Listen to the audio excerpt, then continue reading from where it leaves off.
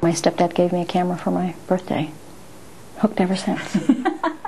So tell me about how you got so hooked that you were running a gallery in Sacramento. Well, in 1998, or 1999, I had been 9 years in the corporate sales world. And every day I got up and put on my pantyhose and my blue suit, and I went out the door with a briefcase. But what I really wanted to do was take my camera with me. In 1998, my sister disappeared, and she's been an addict and an alcoholic for about 10 years, and at that time I really put my dream on hold.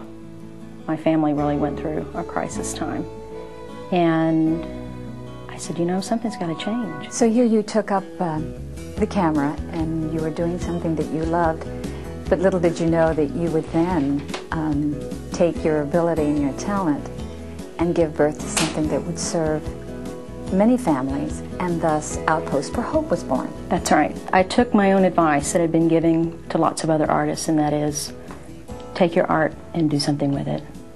Do something important with it. So how did you do that? How did you take your art and use it to serve and help people? I remembered the last time I ever spoke to my sister. The last thing she ever said to me was, you know, you're a great photographer, and I know someday I'm going to see your picture someplace, and I'm going to say, that's my sister. And I remembered the picture that she always loved. It was one of the landscapes that I had done from a series. And I decided that we had missing posters out circulating that had her picture on them. What if I took that image and I put it on a poster and I put a message to her, like a postcard? If she saw it, she would know that it was me sending her a message. And the idea just started to grow from there. And I decided that I would use these images as postcards online for other families to express their thoughts. When families log on to your website, Outpost for Hope, what is it that they're going to find? First thing they're going to find is that we are just a supportive place for them to be, for them to share their experience anonymously, confidentially, if they would like. We have message boards where parents and siblings can get information and just share, vent if they need to.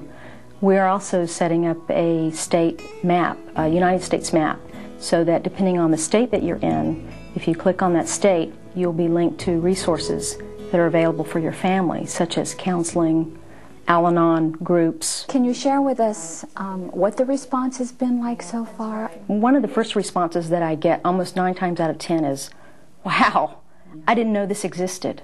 It's helped me to channel my personal grief into something really positive. It makes me pick up my camera again. It makes me have hope. My hopes are to reach any family that has a son or a daughter, a sister, a spouse who's abusing drugs and alcohol, or whatever might be the crisis. There is a stigma that surrounds the face of addiction and alcoholism. Oh, it can happen to my family. Oh, it can happen to my son. It can happen to my sister. But the truth is that addiction and alcoholism affects many families across many spectrums. Where do you see this going, and what are your hopes for the future? I see this going into something that's quite limitless. My hopes for it are pretty lofty. I really hope to just allow this to be a resource for anybody that needs to hear the message. I'm just going to leave it up to whatever's supposed to happen.